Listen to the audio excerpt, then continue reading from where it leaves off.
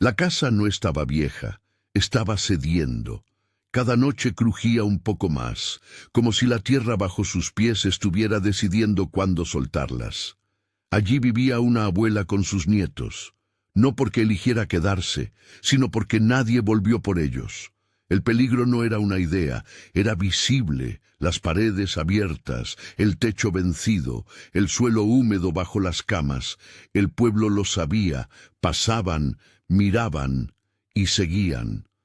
Porque cuando una casa en ruinas se cae, no siempre hace ruido. A veces, el silencio es lo único que queda.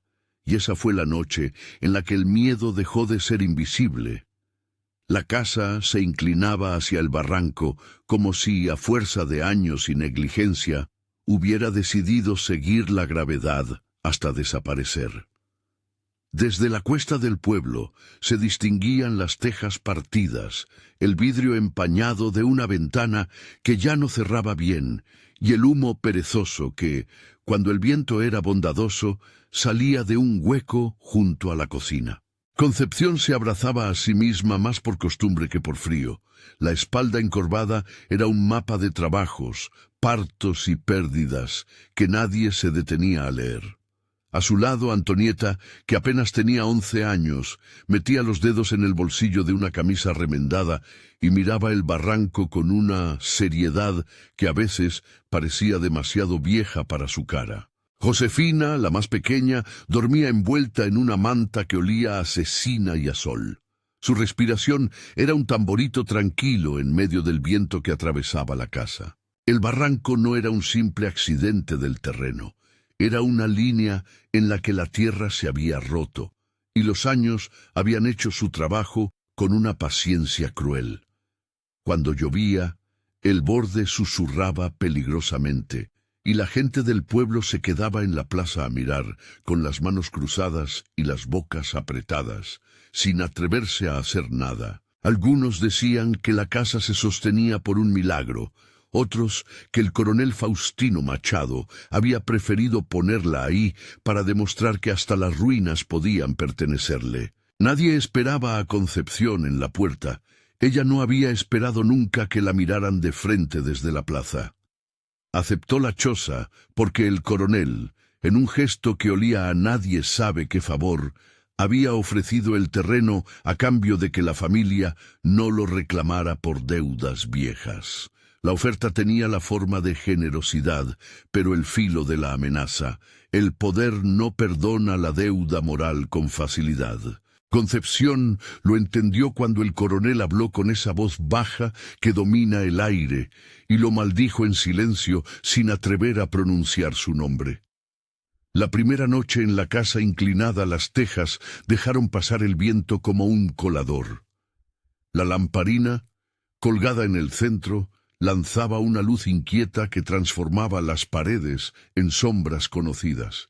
Concepción acomodó a las niñas en la cama común, les cubrió con lo poco que había y se sentó cerca de la puerta, manos sobre las rodillas, escuchando cómo el barranco respiraba. A cada crujido de la tierra su corazón se movía como si reconociera a un viejo enemigo. La aldea contaba historias de la casa.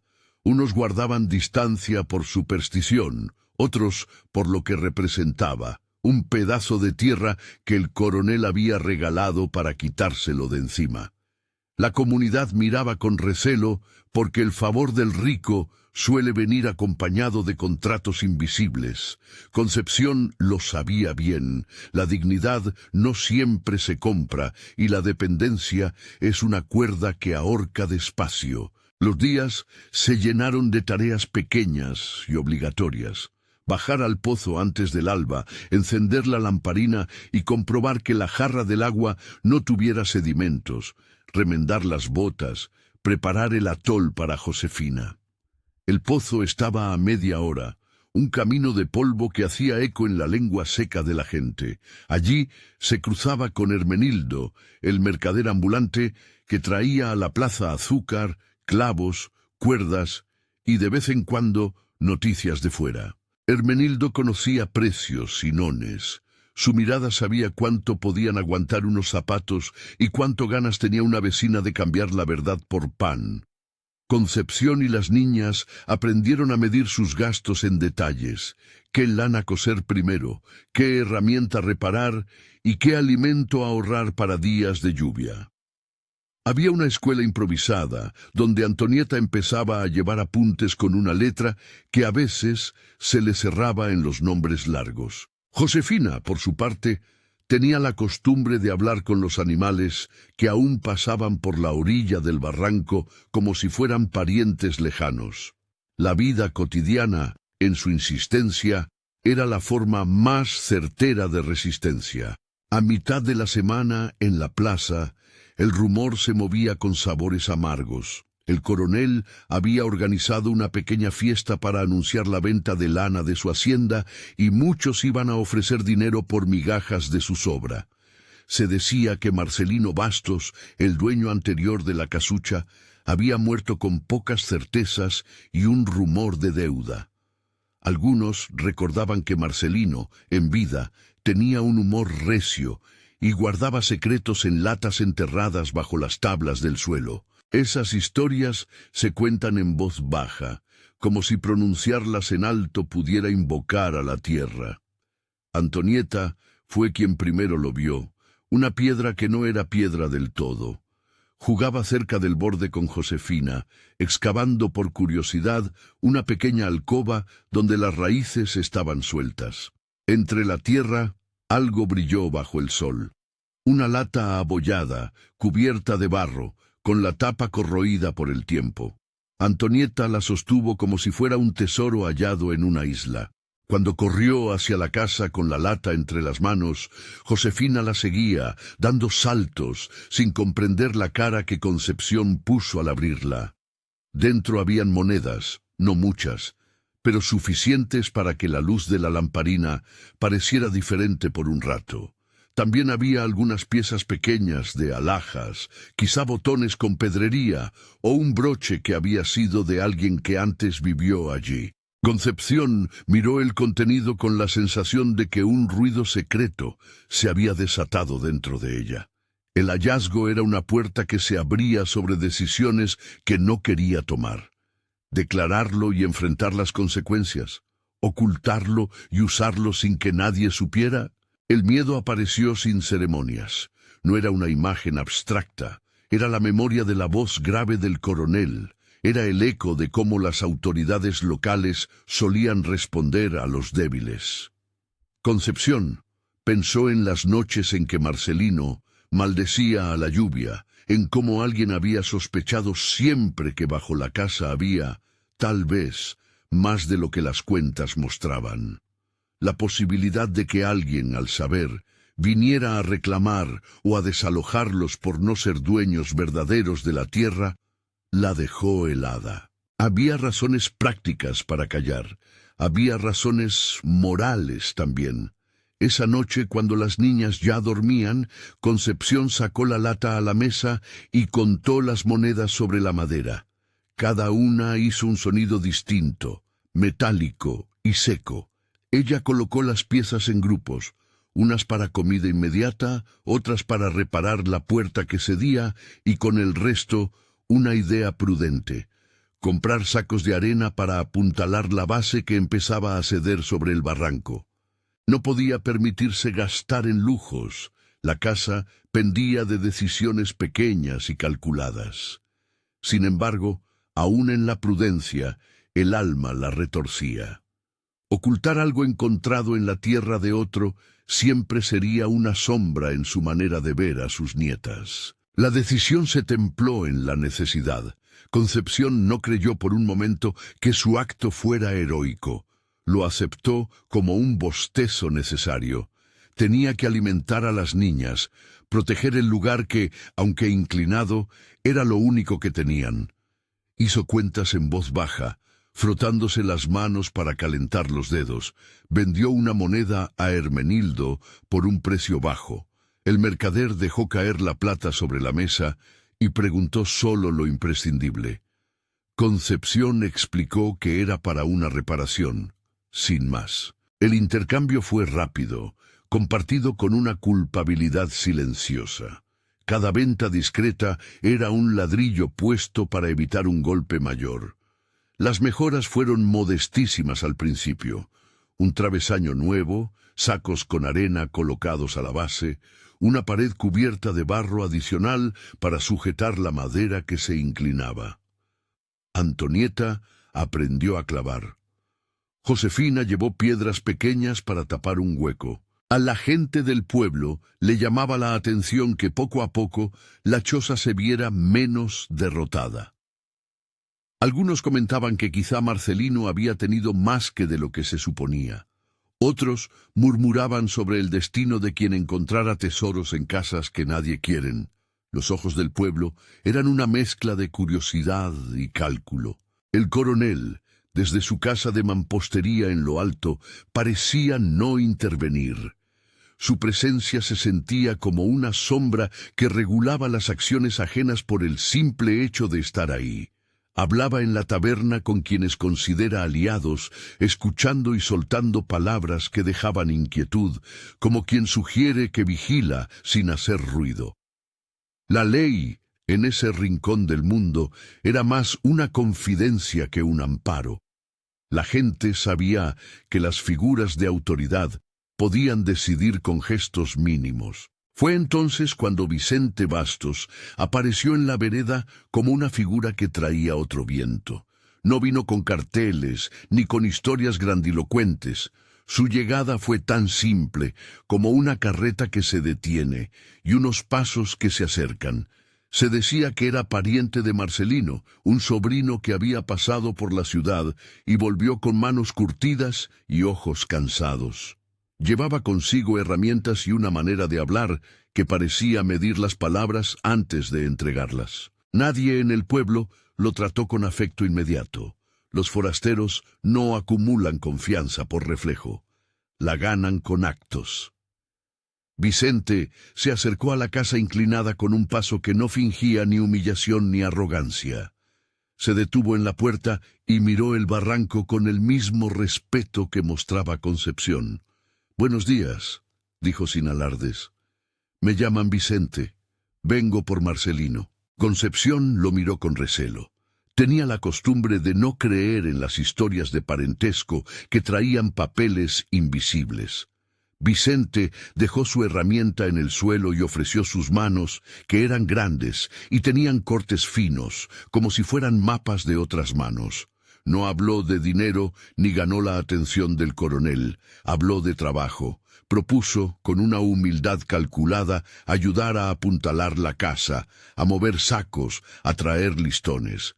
Su oferta parecía una posibilidad, no una intrusión. Concepción aceptó, más por necesidad que por confianza. La prueba fue sencilla. Le pidió que fuera a buscar una viga corta que estaba en el granero y que la colocara bajo una de las vigas que crujían. Vicente la llevó como si llevara un secreto, sin comentarios.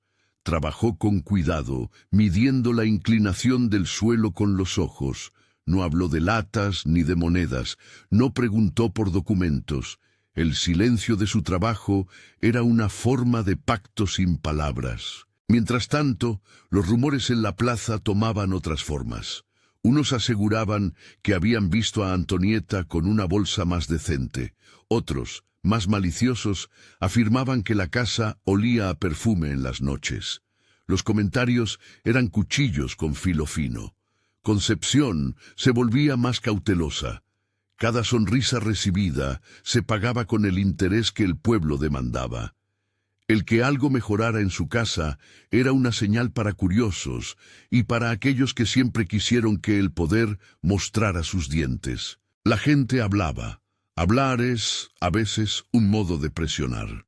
Hubo una noche en que la lluvia llegó más intensa de lo previsto. El barranco, mojado, mostró su lado más traicionero. Pequeñas grietas se abrieron en la falda, y la tierra rendida por el agua rodó en pequeños deslizamientos que hicieron temblar los cimientos como si fueran viejos huesos. Concepción, Vicente y Antonieta vigilaron con palas y sacos de arena, mientras Josefina dormía en su cama, ajena al ruido. El eco del barro que se desprendía era una especie de metralla emocional.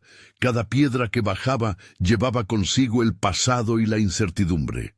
Esa noche la casa se inclinó un poco más y el miedo volvió con nombre propio. Concepción salió al borde, con la cabeza cubierta por una capa vieja, y miró el precipicio. La vista le devolvió imágenes que no estaban contenidas. La familia que pudo haber sido, los días en que la casa no habría sido más que una casa, la posibilidad de perderlo todo por la sospecha de un hallazgo. La lata, cubierta de barro, aguardaba en la mesa de la cocina como un latido que nunca se detiene. Ella pensó en escribir una nota, en dejar constancia de sus razones, en confesar a alguien, tal vez al párroco, que había encontrado las monedas y que las había usado para salvar el techo. Pero cada vez que intentaba hablar, algo dentro de ella se cerraba.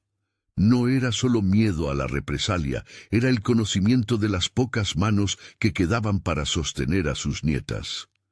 La nota sería un llamado que podría atraer a cualquiera. En el silencio posterior a la lluvia, Vicente se acercó y sin preguntar extendió una manta vieja.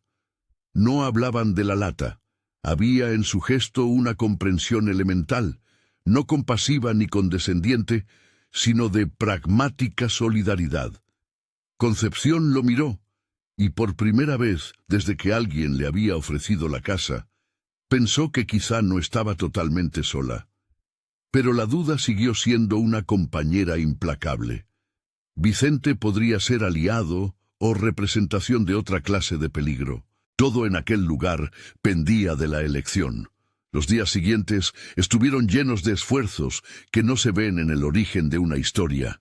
Remates de clavo a altas horas, viajes al mercado con una moneda oculta en el forro del bolso, Antonieta aprendiendo a coser y a medir distancias con las manos. Con cada pequeño avance, con cada pliegue en la manta que hacía la casa menos fría, la noción de normalidad volvía a ponerse en el umbral de la posibilidad. Pero la lata seguía ahí, y su presencia creaba fisuras en la honestidad de Concepción consigo misma. No era el contenido lo que complicaba las mañanas, era la decisión continua de mantener silencio sobre su origen. Entretanto, la mirada del coronel se hacía notar de formas sutiles, una lupa puesta sobre los hombres que trabajaban, una invitación a charlar que llevaba más promesas que amistad, una mención a la lealtad que por su tono indicaba que la libertad de acción podría costar. Concepción observaba esos movimientos desde dentro, sintiendo la red que tejía el poder alrededor de quien menos puede. Entendía que la seguridad que estaba comprando con monedas escondidas no era gratis. El precio, si se descubría, podía ser caro en otras formas. Lo que parecía una solución traía consigo nuevas preguntas. El progreso de la choza se veía en los barrotes nuevos, en un pozo que dejaba de dar agua con tierra, en la sonrisa más suelta de Antonieta. Sin embargo, cada mejora era una señal en la plaza, una chispa que convocaba miradas. La comunidad no tardó en notar que algo había cambiado, y que la casa inclinada no parecía tan desesperada ahora. Algunos reagruparon rumores, otros comenzaron a calcular. En el pueblo, donde la economía es un tablero de ajedrez con pocas piezas, cada movimiento ajeno altera las propias. Una tarde, mientras alisaba una pieza de tela junto a la ventana, Concepción vio a Hermenildo hablar en voz baja con dos hombres que luego se dirigieron a la casa del coronel. Algo en la ropa de los hombres, en la forma en que sostenían los codos, decía que la noticia se movía. Las palabras sonaban a poco más que murmullos, pero Concepción las sintió como una señal. Su corazón aceleró, no por el peso del oro, que nunca fue mucho, sino porque la estabilidad recién ganada podía retroceder con el rumor de que alguien había encontrado algo enterrado. Se acerca un momento en que la paciencia y la prudencia llegan a su límite. Concepción guardó la lata en un doble forro bajo la tabla suelta del piso, y por primera vez escribió en un papel con mano temblorosa lo que había hecho y por qué. No lo firmó. La nota era un ajuste del alma. Explicaba que había usado lo hallado para mantener la casa y alimentar a las niñas. Decía que no había intención de enriquecerse, solo de sobrevivir. Escribir fue un acto de alivio y de pena a la vez. Ella dobló el papel, lo puso en la lata y la volvió a enterrar bajo la misma tabla, pero en un lugar donde ya nadie miraría, o eso creyó. Si te interesan relatos que exploran decisiones humanas difíciles, suscríbete para escuchar más historias así. La carta no era para que la ley la juzgara. Era un mensaje para sus nietas, una semilla de verdad que podría florecer cuando la incertidumbre pasara. Guardar ese relato en la tierra fue, para Concepción, una manera de no dejar la herencia moral a merced del rumor. Pero la tierra guarda y también oculta, guarda el secreto y lo hace más pesado. Vicente fue quedándose más tiempo. Su presencia, al principio discreta, se convirtió en una rutina.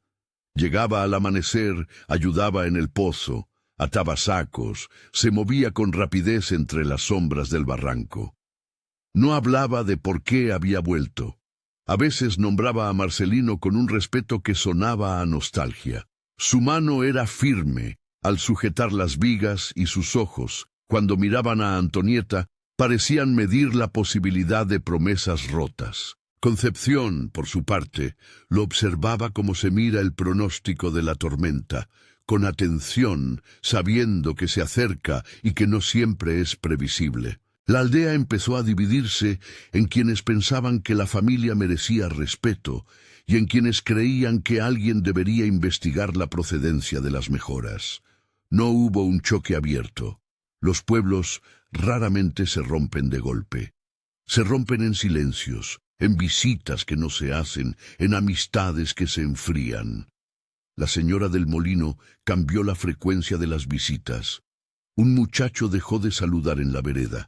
La vida cotidiana se llenó de miradas que pesaban. Una tarde de viento, cuando el sol arrojaba sombras largas y la casa se veía contra el barranco como una figura que podría romper, Concepción salió a la puerta con la nota en los dedos. La tierra olía a sal y a barro. Ella la sostuvo con más fuerza de la que su cuerpo necesita para sostener un papel. En la distancia, escuchó el ruido de una carreta que se acercaba y supo, sin saber por qué, que el día traía algo que la obligaría a decidir de nuevo. La carreta se detuvo y un hombre bajó. No era el coronel, tampoco Hermenildo. Era alguien con palabras medidas, como quienes traen noticias que pueden cambiar el rumbo de una casa al borde del barranco. El hombre se acercó con lentitud y dejó la mirada en la casa. La veía no con curiosidad de mercado, sino con la atención de quien entiende lo que significa sostener una casa sobre la pendiente del mundo. Concepción no supo si el hombre traía alivio o peligro. En su mano un papel presentaba un sello seco que no reconocía. A su lado, Vicente se mantenía en la sombra, como el asistente que mide su intervención según la reacción de la gente. El viento jugó con la esquina de la nota en las manos de Concepción. Ella sintió la doble gravedad, la del barranco y la de la decisión que había sido pospuesta demasiado tiempo. Afuera, el pueblo murmuraba. Adentro, la lata enterrada latía con el silencio de quien sabe que cada secreto también pide su precio. La noche llegó con una tensión que parecía heredada del día. La casa crujió otra vez, y Concepción supo que algo debía cambiar. No sabía aún cuál sería la palabra que pronunciaría al amanecer, ni si el poder que gobierna el pueblo tendría compasión. Sabía solo que la lata, la carta, Vicente, la tierra y el coronel estaban ahora enlazados en una trama que no le permitía volver atrás. El borde del barranco no era solo un límite del terreno, era el lugar donde se medían los límites del coraje y la necesidad. Ella dejó la nota sobre la mesa como una promesa no terminada, y se sentó a esperar el sonido de la carreta que no dejaba de resonar en la distancia. Compartir en los comentarios, ¿crees que fue destino o casualidad? ¿De dónde nos escuchas? La noche no trajo respuestas, solo el rumor continuo de la carreta que se alejaba y el lento gemir de la casa al acomodarse en su nueva inclinación. Concepción se quedó junto a la mesa hasta que la lamparina consumió el último hilo de aceite, y en la oscuridad repasó una vez más las palabras que había escrito. No encontró consuelo en la caligrafía temblorosa, solo una claridad fría. La verdad había sido puesta bajo tierra para proteger algo más que una casa, para proteger a 2 niñas que aún soñaban sin saber del peso que las sostenía. Al amanecer, la carreta no volvió. En su lugar apareció un muchacho del pueblo que traía la novedad en la voz. El hombre que había bajado de la carreta no era representante de oficinas lejanas ni juez con pluma elegante. Era un gestor rural, un hombre que hacía inventarios para los terratenientes cuando éstos querían saber cuántas pertenencias podían reclamar sin levantar sospechas. Traía un sello, sí, pero también el hábito de mirar de forma horizontal, midiendo opciones y costos. Se presentó con palabras medidas y dejó en claro que había llegado porque había personas interesadas en los bienes y en la tierra, que habían sido de Marcelino Bastos. Concepción sintió un frío que no provenía del aire, sino del peso de la mirada combinada del gestor y del pueblo. No reveló la lata. La respuesta fue una sonrisa apretada y una conversación de reservas. El hombre preguntó por documentos, por nombres, por herederos. Vicente estuvo junto a la puerta con los brazos manchados de barro y la expresión que ya no se alteraba con facilidad. Habló poco. Los hombres lo escucharon porque su voz no buscaba aplausos. Dijo que Marcelino no había dejado papeles formales, que vivía y murió entre la tierra y las cuentas de la taberna, y que lo único real allí eran los bordes del terreno y las huellas de manos que trabajaban. El gestor anotó, masculló, ofreció un arreglo que parecía beneficiarle más a los de arriba que a los de abajo, y después se fue. Concepción tuvo la sensación de que cada frase dicha a media voz era un péndulo cuya oscilación la acercaba a un precipicio distinto. Cuando se cerró la puerta, exhaló como si hubiera estado conteniendo la lluvia en el pecho durante meses. Esa misma tarde, al esconder la lata en su doble forro, Concepción se encontró a sí misma hablando en voz alta por primera vez desde que la enterró. No era una confesión a un juez, sino una explicación a la pieza de metal y papel donde había dejado sus motivos, que no había sido por ganancia, que el miedo al coronel pesaba más que el brillo de cualquier moneda, que sus manos solo habían querido evitar que sus nietas conocieran la humillación del desalojo. La palabra miedo fue pronunciada sin vergüenza, porque el miedo, entendió, era la verdad más honesta que podía presentar ante su conciencia. Fue Vicente quien, esa noche, supo qué había pasado. No lo supo por la lata. Nadie se lo contó así. Lo supo por los silencios prolongados de Concepción, por la manera en que echaba cuentas con la mirada y no con la lengua. Al acostarse, Concepción se deslizó hasta su silla y le explicó con calma lo que había sido ya una cadena de actos. El hallazgo, las ventas, las mejoras, la decisión de enterrar la nota. No pidió permiso. Pidió comprensión. No buscó absolución, buscó un acompañante. Vicente escuchó como se escucha a un viento que trae noticias de tierras extrañas, con atención y con la idea de medir qué podía hacer sin exponer a quien dependía de él. No había en su rostro juicio, pero sí una demanda silenciosa. Transparencia entre ellos, límites para no arrastrar a las niñas a riesgos innecesarios, y un plan que fuera más prudente que audaz. Concepción aceptó, no por alivio, sino porque la compañía aminoraba, por un hilo, la soledad de la decisión. Forjaron entonces un pacto que no necesitó firmas: gastar lo necesario y no lo extemporáneo, invertir en la estabilidad física de la casa y no en aparentar lo que no eran, enseñar a Antonieta a ahorrar y a contar, y a Josefina a cuidar de las vacas con ternura y sin prisa. Vicente se comprometió a mantener discreción y a manejar las ventas con Hermenildo, a quien le vendían pequeñas monedas por precios bajos, pero aceptables si se ponderaba la necesidad. Concepción decidió que, si llegaba el día en que la sospecha se volviera amenaza, abriría la lata y escribiría todo para que sus nietas entendieran por qué. A partir de ese pacto, la vida adquirió una calma metódica, parecida al ritmo de quienes remiendan redes en una orilla. Plantaron un árbol nuevo en la linde hacia el barranco, un palo fuerte de raíz profunda que años después sería columna de sombra y modelo de paciencia. Bajaron sacos y colocaron piedras bajo las vigas, hicieron terrazas para no perder la loba de tierra que, con el tiempo de las lluvias, había empezado a deslizar. Cada obra era humilde, sin aspavientos, pero estaba pensada para resistir los embates que el barranco pudiera traer. La casa dejó de verse tan vencida, y la inclinación pareció diluirse en gestos cotidianos de reparación. Las mejoras vinieron con un precio no económico, sino emocional. Concepción creció en el hábito de mirar siempre de reojo la plaza. Cada visita de Hermenildo traía preguntas en la voz de quien no quería preguntar, pero que preguntaba de todos modos. Los vecinos cambiaron las maneras de saludar. Algunos comenzaron a ofrecer ayuda, otros a calcular cuentas y a medir lo que podían esperar.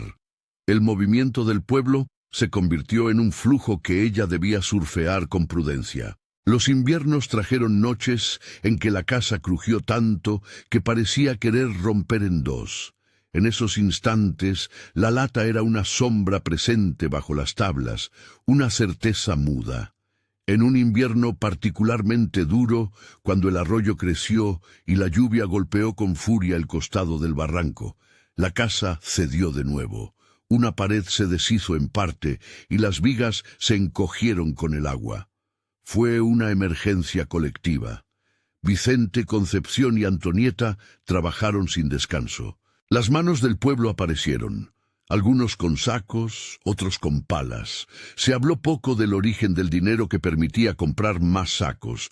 Lo que importaba era que las manos se movieran y que por esa vez la comunidad terminara cuidando de los suyos. Los años fueron trazando a Antonieta. La niña que había encontrado la lata se volvió joven con la misma seriedad en la mirada, pero ahora con una letra más segura y unos brazos dispuestos a aprender.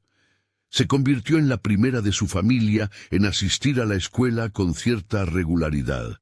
Un maestro itinerante, un hombre que había pasado por pueblos y traía en una cartera libros y ideas, vio en Antonieta una agilidad para la lectura que merecía ser pulida. Ella aprendió a leer en voz alta, a corregir trazos, a enseñar a Josefina pequeñas sumas y cuentas de mercado. El orgullo de Concepción por esa luz nueva era una de las pocas cosas que la dejaban descansar tranquila. Josefina, por su parte, creció con el ritmo de la casa. Cuidaba de las cabras, ayudaba en el huerto, hablaba con los vecinos y tenía un humor que no tardaba en despertar sonrisas. Su relación con Vicente fue de complicidad y afecto respetuoso. Él, siempre, le daba instrucciones prácticas sobre los animales y le contaba historias de la ciudad en la que había vivido unos años. Contra la sospecha que algunos sembraban, Vicente se convirtió en un pilar visible que hacía difícil, por lo menos a simple vista, acusar sin pruebas. El coronel siguió allí, en su casa de mampostería, como una montaña que no se mueve, pero que transforma la luz del valle. Sus gestos eran marcados y escasos, su influencia se sentía en quien recibía favores y quien quedaba fuera. A veces mandaba mensajeros con invitaciones que sonaban a amenaza, otras extendía créditos que llevaban letra pequeña que nadie quería firmar. No fue él quien confrontó públicamente a Concepción. Sus actos fueron más sutiles. Una mirada desde la loma, un comentario en la taberna que corría la voz de que quien prosperara debía explicarse. Concepción siguió haciéndose la tarea de medir sus actos, de mirar lo que valía la pena decir y lo que debía permanecer cerrado. Pasaron años en los que siguieron vendiendo monedas discreta y lentamente. No fue un tesoro que los hiciera ricos, fueron migas que, correctamente distribuidas, evitaron catástrofes. Tras cada pequeña venta, se compraban herramientas, semillas, un saco de harina, la vacuna para una vaca. Aprendieron a hacer cuentas no como quienes planean banquetes, sino como quienes planean lluvia, siempre con margen para lo inesperado. Hubo también momentos de duda que la acompañaron hasta el final. Concepción no dejó de sentir la culpa como una sombra que la seguía incluso cuando sonreía. En ocasiones se sorprendía fantaseando con confesar en voz alta ante el pueblo, exponer su razón y disculparse por el ocultamiento. Esa idea le parecía noble y terrible a la vez. Noble porque la verdad limpia, terrible porque el coronel podía usar la confesión para demostrar que quien se apartaba de la norma debía ser castigado. Esgrimió la confesión varias veces en la lengua, como quien practica una palabra en el espejo para sentir si realmente quiere decirla. Vinieron también cumpleaños, pequeñas alegrías que no borraban todo lo otro pero que daban aire. Antonieta celebró su 18º año con una cena modesta. Josefina, más menuda, preparó empanadas que nadie osó criticar. Vicente trajo una botella de vino barato y la conversación se tornó en recuerdos de Marcelino y en planes sobre cómo enseñar a las niñas a leer cuentas para que no dependieran de nadie que las mirara con codicia. En esos momentos, Concepción se sentó a observar y a veces permitió creer que en medio de la incertidumbre había simetría entre lo que se ha perdido y lo que se ha ganado. La relación con Hermenildo se volvió rutinaria. Él compraba monedas pequeñas, vendía sacos y a veces, por razones que solo los corazones conocen, no preguntaba de dónde salía todo. A cambio, el mercader caminaba un poco más despacio cerca de la casa, y sus pasos eran una protección discreta que, en tiempos de rumor, no es poca cosa. La red de pactos invisibles entre personas sencillas era el único tipo de ley que en aquel lugar funcionaba con seguridad. Ayuda por confianza, silencio por reciprocidad. Pero la estabilidad siempre es un animal frágil. Una primavera de cielos crecientes trajo una tormenta que duró 3 días y 3 noches. El arroyo creció más de lo acostumbrado y la lluvia golpeó la falda del barranco con una violencia nueva. La pauta del mundo se aceleró, grietas se hicieron más grandes, el agua cavó rutas donde antes no las había, y la casa crujió como una barca que recibe olas inesperadas. En la última noche de la tormenta, cuando la tierra cedió más que en otras ocasiones, la casa sufrió un deslizamiento que la dejó colgando de un costado. Las vigas trabajaron a favor de la gravedad y por un margen mínimo no se vino abajo. Fue una noche de trabajo colectivo, de manos que no preguntaban por contratos ni títulos. Vecinos aparecieron con linternas y con cuerdas. Vicente coordinó sin estridencias, pidió paciencia y Concepción, con las manos temblorosas, entregó los pocos recursos que quedaban para pagar la ayuda de un hombre que sabía apuntalar los cimientos provisionales. Fueron horas de esfuerzo físico y de angustia. Cuando la lluvia por fin se calmó, la casa seguía en su sitio, aunque todavía inclinada y con el susurro del barranco más presente que nunca. Esa vez, el peligro fue tangible, y la comunidad comprendió que la seguridad de unos se entrelazaba con la seguridad de todos. Después de la tormenta, la moral del pueblo cambió de forma sutil pero real. Aquellos que hablaban a media voz ahora veían la casa con otro entendimiento. No solo había un poco más de respeto, sino la conciencia de que la fragilidad podía ocurrir en cualquiera. El gesto de ayudar, de poner manos, fue más fuerte que los murmullos. Pero las habladurías no desaparecieron. Solo se transformaron en formas más discretas. La vida siguió su curso, con la certeza nueva de que las acciones necesarias habían salvado a quienes estaban al borde. Llegó el día en que Concepción, ya mayor todavía, acorralada por achaques y por memoria, escribió la carta que había imaginado tantas veces. No fue un acto impulsivo, fue un trabajo de días. Tomó una hoja gruesa, limpió la mesa y empezó a poner en palabras lo que había mantenido enterrado. El hallazgo, las cuentas hechas a hurtadillas, las razones prácticas y morales de su decisión. Explicó, con la honestidad de quien no busca excusas, su temor al poder del coronel, la carencia de protección legal y el hecho simple y humano de querer alimentar y resguardar a dos niñas que eran su sangre. No pidió permiso ni perdón únicamente para sí. Dejó instrucciones para que, si las circunstancias cambiaban, su familia supiera qué había supuesto cada moneda gastada. La carta era más que una explicación, era una lección. En el papel puso que la necesidad puede llevar a decisiones que la ley y la moral no siempre permiten entender a la primera, que la prudencia a veces exige esconder la verdad para salvar lo que es urgente, que las manos que trabajan honestamente merecen consideración. También incluyó un mandato, que ninguna de sus nietas jamás usara la falta de recursos para oprimir a otros, que compartieran siempre que fuera posible sin repetir los silencios que ella había guardado. Fue una mezcla de confesión, de testamento moral y de pedagogía para el futuro. Concepción no firmó la carta con ostentación, dejó su nombre y una fecha y selló el sobre con cera que calentó sobre la lamparina. Puso el sobre en la lata encima de las monedas remanentes y la enterró en el mismo hueco, aunque un poco más profunda, con la esperanza de que la tierra, además de ocultar, preservara. La acción de enterrar fue una ceremonia sencilla: quitar la tabla, depositar la lata, volver a cubrir con tierra y colocar una piedra encima para que el tiempo no borrara del todo el sitio. Antes de terminar, sus dedos se detuvieron en la superficie y por primera vez en años rogó, no a nadie en particular, sino al silencio que había sido testigo, que su verdad creciera en la sombra como un árbol que tarde o temprano diera fruto. Los días que le siguieron fueron de calma relativa. Ella comenzó a delegar con más frecuencia. Vicente se encargó de los aspectos pesados que la fuerza de la edad le quitaba.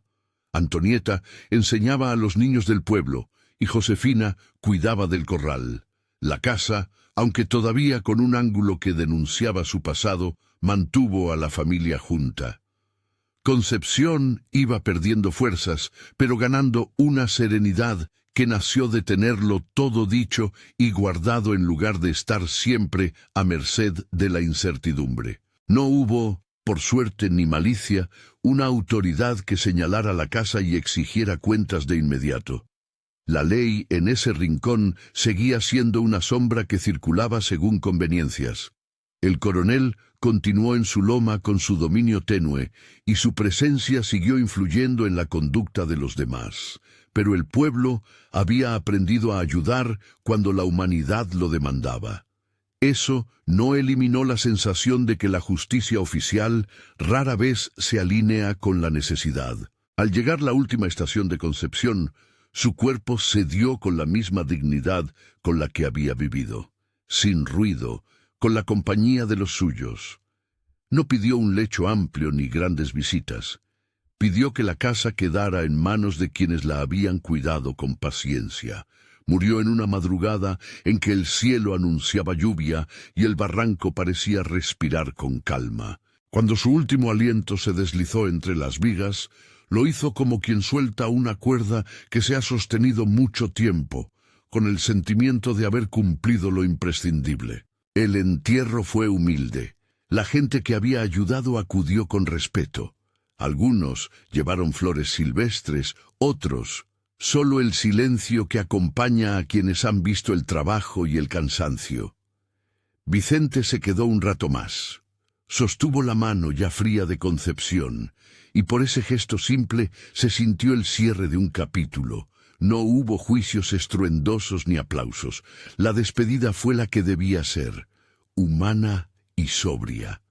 Tiempo después, cuando las chicas ya eran mujeres con voces propias, llegó el momento de abrir la caja enterrada.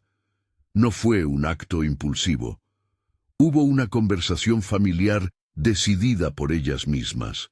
Antonieta dijo que era hora de que todo quedara claro, no para justificar, sino para poner la verdad sobre la mesa y permitir que la memoria descansara. Josefina accedió con la misma calma, y Vicente estuvo de acuerdo en que la transparencia, a la larga, era la forma más honesta de cerrar lo que la necesidad había abierto. Desenterraron la lata en una mañana clara. La tierra olía a lluvia próxima y al fresco de la huerta que empezaba a brotar. Cuando abrieron la lata, encontraron las monedas remanentes, las piezas pequeñas y la carta de Concepción, ya amarillenta por el tiempo pero legible, como si las palabras hubieran sido escritas para resistir. Antonieta tomó la carta en sus manos, leyó en voz alta y a veces la voz se rompió. Otras avanzó firme. El texto explicaba la historia tal como ella lo había contado. Las razones materiales, el miedo al poder local, la voluntad de mantener a las niñas a salvo, el deseo de no dejar en manos del rumor la memoria de sus actos. Las reacciones fueron variadas. Hubo lágrimas, asentimientos, algunas miradas que buscaban la distancia por pudor. Un vecino dijo en voz baja que en su familia también se habían tomado decisiones por miedo y necesidad. Otro, más joven, preguntó por qué nadie había pensado en llevar el caso ante alguien de arriba. Antonieta respondió que la vida no siempre permite las alternativas ideales, que la moral se ejerce en contextos y que la carta de su abuela era una pieza que ayudaba a entender qué había pesado en la balanza. La lectura de la carta fue un acto de reconciliación. No pretendió absolver ni condenar, sino poner en palabras lo que la convivencia había obligado. Después de la lectura, Antonieta dobló el papel y lo guardó en un cofre pequeño que conservó en la casa, junto con algunos documentos y una foto de Concepción sosteniendo a las niñas. Decidieron, en consenso, que la historia debía ser contada con la sobriedad con la que había sido vivida, sin moralinas y sin celebraciones. La carta quedaría como testimonio y guía moral para las generaciones, un recordatorio de que las decisiones difíciles merecen comprensión y que no todo gesto impulsado por la necesidad es un acto de malicia. Con el tiempo, la casa dejó de parecer un riesgo inminente. Las raíces del árbol plantado en la linde abrazaron la tierra, las terrazas se asentaron y la pendiente, aunque presente, fue menos tomada por la sensación de que todo podía terminar de un día para otro. Antonieta, ya maestra, organizó en la escuela lecturas que discutían ética y responsabilidad. No hablaba de su abuela como ejemplo absoluto, sino como caso para pensar. ¿Qué se hace cuando la ley no protege a los más frágiles? Josefina, dedicada a los animales y a las curas menores, se volvió una figura querida en la comunidad. Vicente, que no buscó nunca ser líder, permaneció cerca, con la paciencia de quien sabe trabajar. La historia de la lata, la carta y la casa inclinada se convirtió en relato común que se contaba con respeto. No para justificar el ocultamiento, sino para recordar que detrás de cada decisión hay cuerpos que necesitan ser alimentados y seres que temen la injusticia. Algunos en el pueblo aprendieron prudencia, otros aprendieron a mirar sin juzgar con rapidez. El coronel siguió siendo una presencia en la loma, pero su poder no bastó para borrar la memoria que una mujer había dejado como legado. Años más tarde, En una mañana de mercado, un visitante preguntó por la casa inclinada. Ya no era vista como un peligro inminente, sino como un lugar que había resistido. La gente decía que si uno se acercaba por la vereda de la huerta, podía oír a niños leer en voz alta y sentir el olor del pan que hervía en la cocina. Antonieta sonreía cuando le preguntaban y sin dramatizar relataba la historia de su abuela. Cómo el miedo había pesado tanto como la necesidad, cómo la prudencia y el trabajo habían sostenido una vida y cómo la carta había servido para transformar un secreto en lección. La carta, por su parte, fue leída en voz alta varias veces a la familia en momentos clave. Cuando una disputa menor amenazaba con crecer en rencor, cuando un pariente joven se enfrentaba a decisiones éticas, cuando una decisión de vida obligaba a ponderar entre lo legal y lo humano. No fue un manifiesto que orientó cada acción, sino un testimonio que alimentó la conversación y la empatía. Al final, la casa se mantuvo. No se hizo rica la familia ni poderosa. Tampoco se convirtió en un monumento a la astucia. La inclinación del techo, que aún señalaba el lado del barranco, fue interpretada como una marca honesta. La señal de que la vida es a veces balanceo entre riesgo y resistencia. Las nietas crecieron, tuvieron hijos, y de cuando en cuando alguien sacaba la carta para recordar la voz de Concepción, que no pedía ser celebrada, sino entendida. La historia cerró sin grandes juicios, pero con una enseñanza clara. La dignidad, la prudencia y la solidaridad valen más que la sanción inmediata. No porque el ocultamiento sea alabado, sino porque en aquel contexto concreto, la decisión de Concepción fue la que permitió que dos niñas llegaran a la adultez con educación y oficio. La comunidad, con el paso de los años, aprendió a mirar la complejidad de los actos humanos y a no reducirlos a etiquetas fáciles. En la última escena que quedó grabada en la memoria del pueblo, Antonieta, ya maestra y mujer de palabra medida, se sentó un día en la plaza y contó la historia a un grupo de niños con ojos grandes. Les habló de la casa inclinada, del barranco que susurra, del miedo que empuja a las decisiones y de la carta que enseñó que la honestidad puede venir después del acto como un ajuste del alma. Les pidió que aprendieran a medir sus actos con manos que trabajen y con la mirada puesta en el cuidado de otros. Los niños escucharon, algunos con incredulidad, otros con la seriedad de quienes ya conocen de cerca la falta y la abundancia. No hubo finales de cuento en la plaza, solo una continuidad de pequeñas vidas sosteniendo otras pequeñas vidas. El barranco siguió siendo barranco, recordatorio de lo frágil que es la tierra cuando el agua llega y de lo valiente que es quien se queda a la vera para arreglar lo que la vida desordena. La casa no escapó a la geografía ni la comunidad a su historia, pero la carta enterrada y luego leída permitió que la memoria tuviera nombre y rostro, y que el legado de Concepción sirviera para enseñar a sus descendientes que la prudencia y el trabajo pueden, con humildad, transformar un borde que amenaza en un umbral que promete continuidad. Así, la casa inclinada al borde del barranco dejó de ser solo un objeto de miradas ajenas. Se volvió un símbolo imperfecto de resistencia, una lección de que la necesidad no exculpa, pero explica, que la solidaridad puede sustituir la ausencia de justicia, que la verdad puesta en papel puede liberar la culpa y ofrecer, a quienes vienen después, la elección de actuar con más transparencia. En los pliegues de la historia quedaron los nombres que importan: Concepción, Antonieta, Josefina, Vicente. Y quedó también la pregunta que la carta proponía sin exigir respuesta definitiva. ¿Qué harías tú si te tocara elegir entre la ley y la supervivencia?